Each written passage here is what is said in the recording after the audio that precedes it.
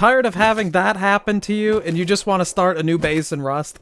Well, have I got a video for you then. In this video, I'll be going over some basic Rust survival tips, as well as showing one of the best starter bases that you can make in Rust right off the bat from spawn. I decided to make this video because I seen Rust has a ton of new players playing the game recently. I've been playing this game for quite a while, so I thought, why not upload a tips guide in getting started in Rust? Anyways, if you guys are new to the channel, definitely recommend subscribing and joining our amazing community, as well as if you want to support the channel and this video, a like on this would be appreciated. Let's get right into this. To start, if you guys are new to the game, I'd recommend building near the water, and we'll get into why this could be a really good strategy for you a little bit after the base build. However, if you are a more experienced Rust player, then it probably doesn't matter where you end up building your base at. But I did want to start out and just say that one thing to note for new players. Getting into the build itself, we're just going to do a square foundation with a triangle foundation attached to it. We're going to wall off the square foundation as well as the triangle foundation. And then we will have a doorway leading from the triangle foundation into the square foundation. That will be the way that you get in and out. Next, we are going to place the doorway, and you want to place it so that way it opens inside of the base and gets stuck in the doorway. This essentially creates a airlock, and with an airlock, it will not be possible to get into the inner side of your base unless the door is actually closed. So this way, if you get attacked trying to get back into your base and you die, they don't have direct access to all of your loot and can't get inside of your base.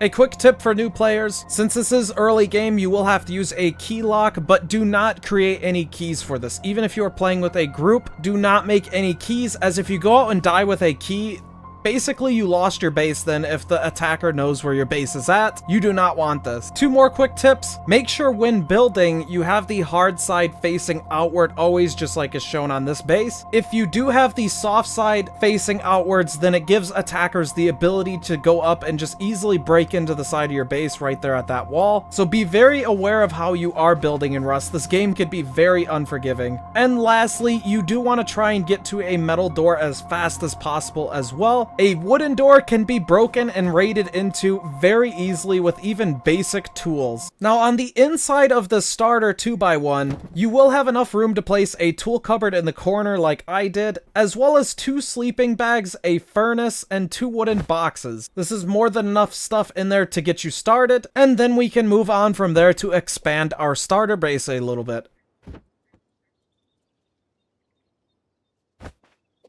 Now for expansion, I like to build 2 triangles out to the side, and then I move on all the way to the back and wrap around with square foundations. Keep in mind, with all of these build techniques, you don't have to build exactly like I do. You can add your own little twist to it, but this is usually how I like to expand the base itself. And I also like to set up another airlock. That way, if you are limited on mats in the beginning, you can use that easy, cheap airlock without having 2 doors right away. Again, keep in mind, you do want your soft side to be facing inwards on your base, and the hard side facing outwards. For setting up the expansion part of the starter base, I like to place a door frame right here. Then I set up a U-shaped stairs facing this direction. From there, you can jump up and crouch onto the little part of the stairway and add in a big box, as well as you can then add in 2 tiny boxes for storage. You're going to want to do the top part of this first before you place the double doors, as you will not actually be able to make this jump crouch if the double doors are down. And make sure you place the boxes far enough back so that way it doesn't block the door from being placed. The bottom half can be customized a little bit. You can fit 2 large wooden boxes as well as 2 small wooden boxes in the bottom half if you want. This will give you a large amount of storage to use, as well as you can also kind of mix it up and have a furnace be in the back, or even have your tool cupboard room set up like that and have the tool cupboard in the back while having a couple of boxes in front of that.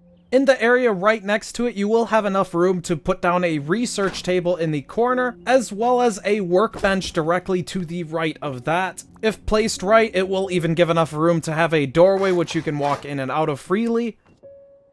And in the hallway leading into that area, there is enough room to place down even more stuff that you need to use at the time. Like you can have a furnace in the corner of that room, or just anything up against the walls that you need for use in early game. And that's basically it for the starter base. I would recommend customizing this to your guys' uniqueness, as you can use that airlock as well as the storage room styles in many different ways in building this type of small starter base, and it will get you by long enough in order to get the materials needed to move along and then build your main base somewhere. Like I said before, Rust is a very, very unforgiving game, so this base definitely will help get you by in the pre-game stages. And if you are more inexperienced at Rust compared to other players, it is just a good base to start with until you're able to figure out the building system and move on from there. Now, one last thing before I take off, let's talk about why I said it is a good idea if you are a starting player to build out near the beach. And the reason being for this is you now have the opportunity to build a boathouse once you are more set up in Rust, and you can use the boat to go and collect scrap and other materials out on the rafts that spawn in the water, as well as then you can also go diving at the bottles that are floating and get a ton of scrap off of different boxes that are underwater. This method of living allows you to get a lot of resources without having to go out into the world of Rust, and mitigates a lot of the battles that you would actually see. Usually, I don't see a lot of people out on the water when I am out there. So if you are new to Rust and you want to kind of get far along in the game without having to go into a ton of different PvP battles or fight at different monuments, living out near the water and then having a boathouse is a huge thing for you. Of course, the monuments will have the best loot and you will need to go to the monuments at some point or another, but if you just want to get your foot into the door with Rust, living out near the water and then getting a bunch of resources before you then start moving inland can be quite a good idea for you. Anyways, that wraps up this Rust guide. Let me know if you guys do want more future guides and over what topics for Rust. I kind of want to post a lot of different Rust videos going forward. I did post one content video of Rust a long time ago. That will be linked in the description. If you guys have never seen that, definitely recommend checking that out. Let me know your thoughts on this base build, as well as if you've ever made this and any variations on this base build if you guys have made this. Always interested to hear and see about those. This has been the Walkthrough King, and we will see you guys in the next video. Remember, if you guys are new here, definitely recommend subscribing, and a like on this video would be appreciated. We'll see you guys at the next one. Peace!